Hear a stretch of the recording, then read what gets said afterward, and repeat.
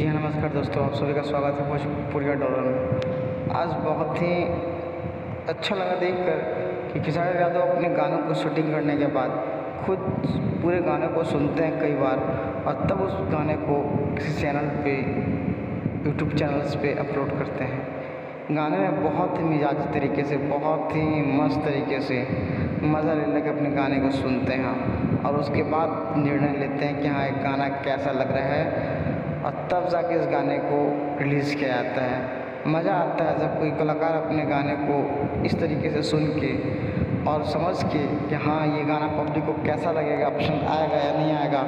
हर steps को देखते हैं, हर गाने के लिरिक्स के हिसाब से डांस किया हूँ या नहीं, सारी कुछ देखने के बाद गाने को अपलोड किया जाता है।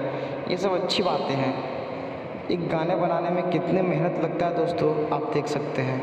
मेहनत करने के बाद भी लोग उस गाने के लिए कितना प्रयास करते हैं, गाना कैसा बना हो। देखिए खेसारी यादव जी को चाय पी के गाने का मज़ा ले रहे हैं और गाने को प्रमोट करने के लिए इस वीडियो को अपलोड किया गया है। और भी फेसबुक पे या और भी इनके द्वारा पोस्ट किए गए हैं। और मैं बता दूं, ये गाना बहुत ही शानदार गाना था दोस्तों। अभी 3 दिन पहले रिलीज हुए गाना को डाल के चला। बहुत ही मस्त लिरिक्स है। एक बार गाना को नहीं सुना, जाकर सुनिए, मस्त गाना था।